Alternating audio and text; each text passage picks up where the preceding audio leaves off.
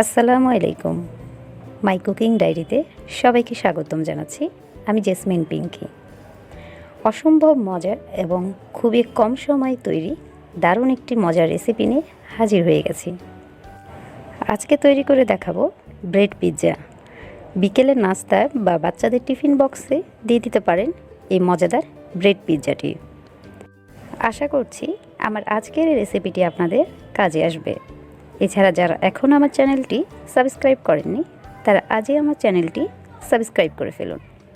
চলুন তাহলে এই মজাদার ব্রেড পিৎজাটি কীভাবে তৈরি করেছি সেই রেসিপিটি দেখে নেওয়া যাক। দেখতেই পাচ্ছেন আমি এখানে একটি ফ্রাই প্যান নিয়েছি আর এর মধ্যে কিছু ব্রেড দিয়ে দিয়েছি যাতে কোনো সাইড ফাঁকা না থাকে। এজন্য আমি সাইডে কিছু ব্রেডকে কেটে দিচ্ছি। এবার ব্রেডগুলোকে একটু ভেজে নিব আর এই জন্য ফ্রাই প্যানটি চুলায় বসিয়ে দিয়েছি আর এই পর্যায়ে চুলার তাপমাত্রা রেখেছি মিডিয়াম। হালকা একটু উল্টিয়ে পাল্টিয়ে ব্রেডগুলোকে একটু ভেজে নিচ্ছি।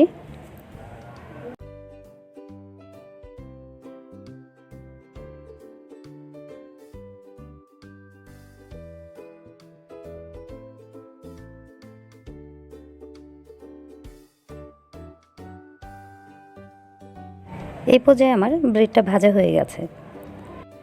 এরপর দুইটি ডিম নিয়ে নিচ্ছি আর এই ডিমের মধ্যে দিয়ে দিচ্ছি সামান্য পরিমাণ লবণ। লবণটা দিয়ে দেওয়ার পর এই ডিমটাকে খুব ভালো করে ফেটিয়ে নেব। ফেটিয়ে নেওয়ার পর সম্পূর্ণ ডিমটা আমি এই ব্রেডের উপর দিয়ে দিচ্ছি। এর পরবর্তীতে ফ্রাই প্যানটাকে একটু নেড়ে চেড়ে দিব যাতে সম্পূর্ণ সাইডে ডিমটা লেগে যায়।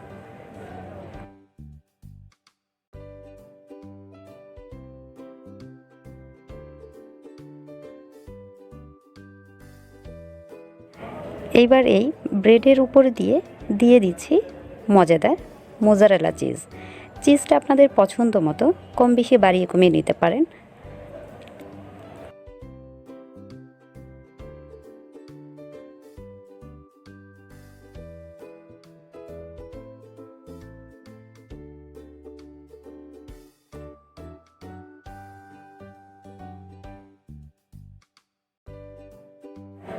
আমি কিন্তু চিজ পছন্দ করি বেশি, তাই আমি একটু বেশি করে চিজ দিয়েছি। এবার এর উপর দিয়ে দিচ্ছি চিকন করে কেটে নেওয়া শসা। আর এখানে আমি দেশির যে শসাটা সেটা ব্যবহার করছি আর দেখতে পাচ্ছেন আমি এখানে চামড়া সহ ব্যবহার করছি। আপনারা চাইলে এর পরিবর্তে ক্যাপসিকামটা ব্যবহার করতে পারেন। এরপর দিয়ে দিয়েছি টমেটো। আর এখানে টমেটোটাও দেখতে পাচ্ছেন আমি লম্বা করে চিকন করে কেটে নিয়েছি, তবে আপনারা কেউ চাইলে এই টমেটোটা স্কিপও করতে পারেন।